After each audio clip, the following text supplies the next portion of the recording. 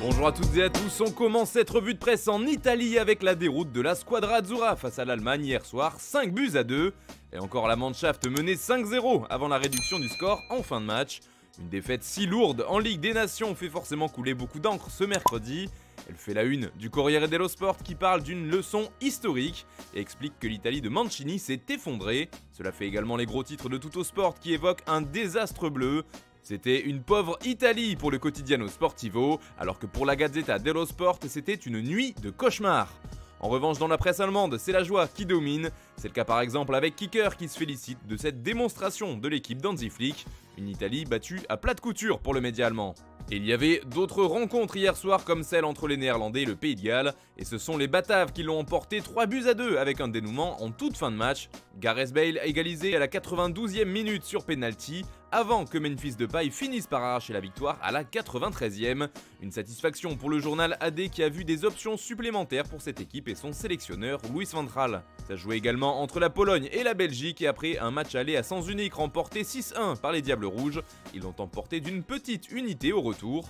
Une courte victoire pour les Belges mais qui permet d'y croire comme le résume la dernière heure. On file en Angleterre maintenant avec la deuxième humiliation de la soirée, car oui, les Three Lions se sont fait manger par la Hongrie 4-0, de quoi mettre le feu à la presse outre-Manche. Les joueurs et leurs sélectionneurs prennent très cher, surtout ce dernier d'ailleurs, comme ici avec le Daily Star qui titre « Tu ne sais pas ce que tu fais ». Gareth Southgate a subi sa soirée la plus humiliante depuis qu'il est sur le banc de l'Angleterre selon le tabloïd. Du côté du Daily Mirror, c'est la honte également, mais ça n'empêche pas un petit jeu de mots entre cette honte hongroise et la célèbre saga Hunger Games. Le Daily Mail revient lui aussi sur cette Angleterre humiliée, tout comme le Daily Express qui rapporte au passage que les fans s'en prennent à Gareth Southgate directement. Le sélectionneur anglais risque d'avoir chaud avant la prochaine Coupe du Monde. Et si c'est la honte pour l'Angleterre, que dire des Girondins de Bordeaux? Relégués en Ligue 2, ils ont été rétrogradés en National 1 hier par la DNCG. Précisons que c'est une rétrogradation à titre provisoire et que les Girondins ont encore une chance de rester en deuxième division s'ils parviennent à prouver leur bonne santé financière en vue du prochain exercice. C'est ce que rapporte l'équipe, mais ce qui fait aussi la couverture du journal, c'est le témoignage de Keira Amraoui suite à son agression en novembre dernier à coups de barre de fer. J'ai bien cru que j'allais y rester, témoigne-t-elle dans l'édition du jour de l'équipe. Et puis on reste dans l'actu du PSG mais chez les hommes avec Maurizio Pochettino qui a trouvé un accord avec le club de la capitale pour arrêter l'aventure. C'est le Parisien qui rapporte cette information ce matin. Le coach argentin n'entraînera donc plus Messi, Mbappé et compagnie. Reste maintenant à savoir qui prendra sa place. Allez, on part en Espagne maintenant avec une mention de Kylian Mbappé justement, il est en vacances mais le Real Madrid parle toujours de lui. En fait, Aurélien Tchouaméni était présenté officiellement hier en tant que joueur madrilène et durant sa présentation, il a évoqué son coéquipier en équipe de France, comme on vous l'expliquait dans le JT d'hier. Le milieu de terrain a avoué que Mbappé avait essayé de le convaincre de venir à Paris, mais qu'au final, il avait compris son choix de partir pour l'Espagne.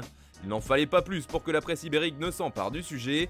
Cela fait également les gros titres de Marca aujourd'hui. Le journal explique aussi que Tchouaméni a séduit pour ce premier contact avec la Casablanca, notamment car il a pris la parole en espagnol au tout début de son discours. On reste de l'autre côté des Pyrénées pour finir ce tour de la presse avec Jules Koundé qui fait encore la couverture de Mundo Deportivo. Hier, le quotidien catalan affirmait qu'il était la priorité de Xavi et du club.